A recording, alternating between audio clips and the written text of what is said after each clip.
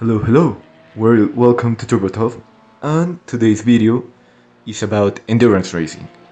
I'm going to talk about what you should do to prepare for the race or for an endurance race in sim racing, what you should do during the race, what you should expect from yourself, from your team, some general advice on how to perform and enjoy the experience.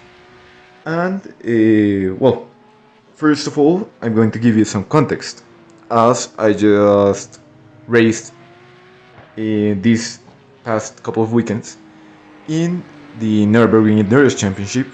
I did a 4-hour race on my own on the Porsche 911 GT3 Cup car, which is a pretty particular car, as you may know. And then this weekend I did the 24 hours of a spa with a team I met on Reddit. And we actually did pretty good. It was a decent result. And I think I have something to say about endurance racing. I may give you some useful advice on how to tackle this challenge, which is pretty fun. You're going to enjoy it if you try. So first of all, we're going to talk about the preparation for the race. What you should do before going to the grid. And the most important thing here is practice. Practice a lot. And practice doing your whole stint. Even if you take off tracks, even if you make mistakes, just do as much practice as you can.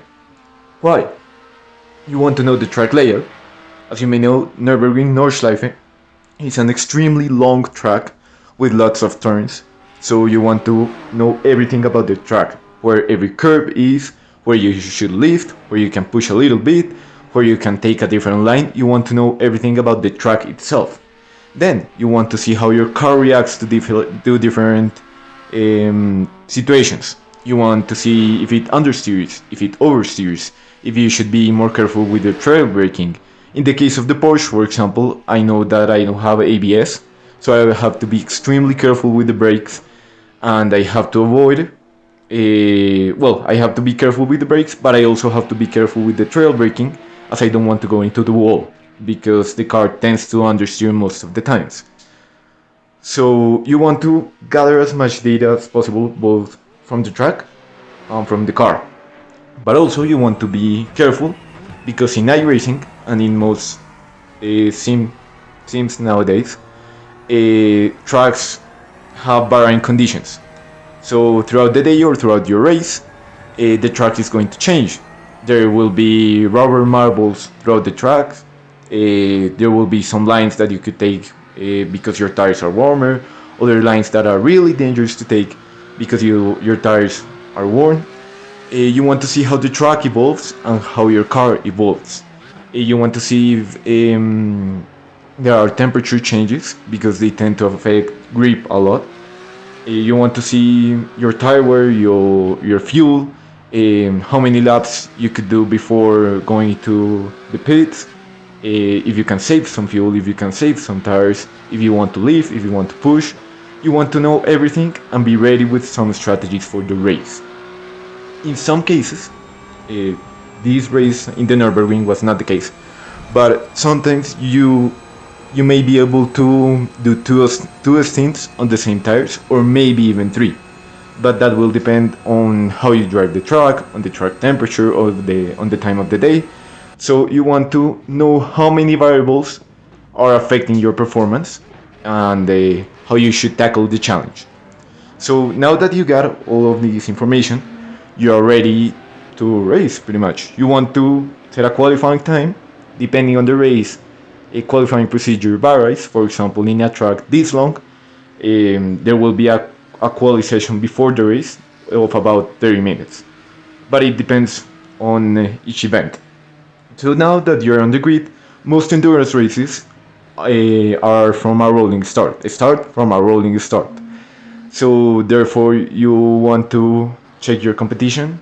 If you notice a dangerous driver before the green flag drops, you want to you would like to be careful with them, because endurance racing is not about winning the race in the first turn.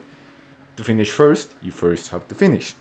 Therefore, you want to see how the other drivers tackle the first lap, how they drive, if they are pretty aggressive, if they're conservative, if they let you by easily, and you want to like basically gauge the entire situation. So that later you could either guess their strategy, guess when they have to do some pit stops, and also battle them, but in a safer way than in a sprint race or if you didn't know how they drive. Okay, the first lap, as I said, be very careful, gauge your competition, and you should be good to go. You want to be calm throughout the race. If it's a multi-class event, such as this one, you're going to encounter some traffic. So you want to know which class is faster than yours and which are slower in this case. And you want to see where you can overtake them safely. If two cars are fighting, how you're going to get past them, or how are you going to let the leaders of the faster class pass you without losing too much time. That's more about playing with the rest of the cars and trying not to crash, but also trying to save time. In this race, just so that you know, throughout my last stint, I actually had to go for a splash of fuel because I didn't save, and also the car, well, I couldn't save any more fuel. But I actually managed to stay in the lead lap and caught up to the leader of my class and finished the race 1 second away from him. So it was pretty exciting. And in endurance racing, you will find some moments where you're closing in to the driver in front. You're cutting your lap times. You're doing pretty good, but control that excitement. Don't let your feelings get the best of you in every situation. If you spin, if you get some damage, go back to the pits and arrange the situation. Think a lot. Don't let your feelings make you go crazy and then you crash and then you're out of the race. As I said, if you're going to attack, do it, but be careful when doing it. And probably you want to do it in the last part of the race, like the last 30 minutes or so. And that's pretty much all you can do by yourself. If it's a solo event like this one, then good luck. if you just seen this video and you're preparing for your race. But then there's also the team aspect of endurance racing, which is probably the most enjoyable thing. The race preparation, you want to talk strategy with your teammates. The same thing I said about double stinting tires, checking track temperatures, and seeing how many laps you can do with a full tank. You want to talk that with your team. You want to see who's got the faster times, who's more consistent, and also your availability when driving.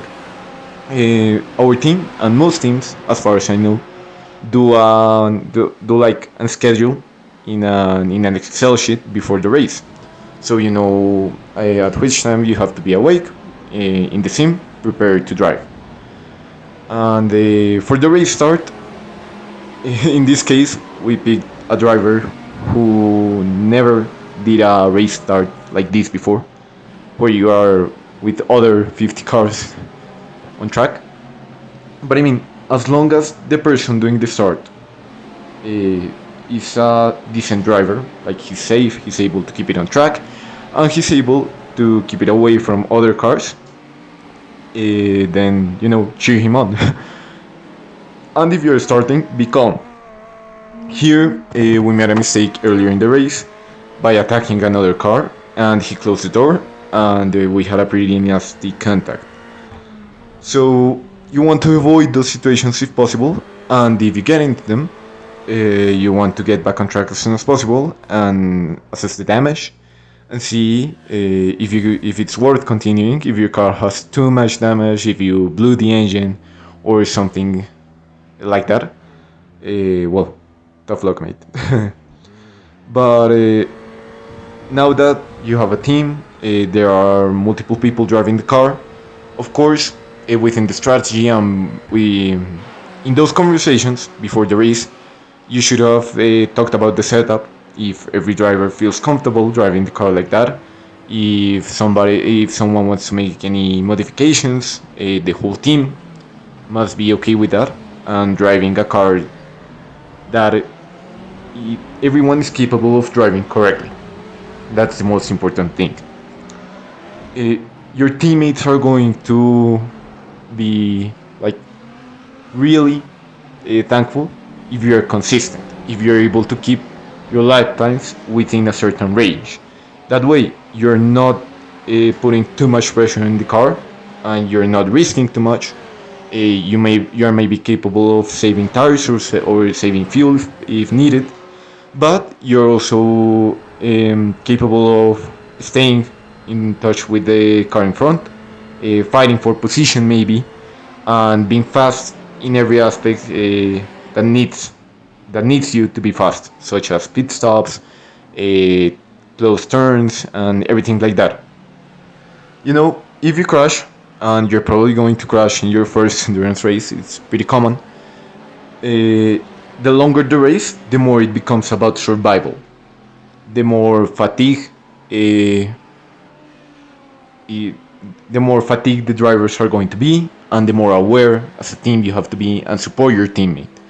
If you're on a Discord or any voice chat application, you want to tell him or her, the one driving, how much fuel does he get left, how many laps till the next pit stop, how far away is he from the car in front, is he fighting for position, should he save the tires, and all of that information is pretty useful so that he or she can adjust the driving.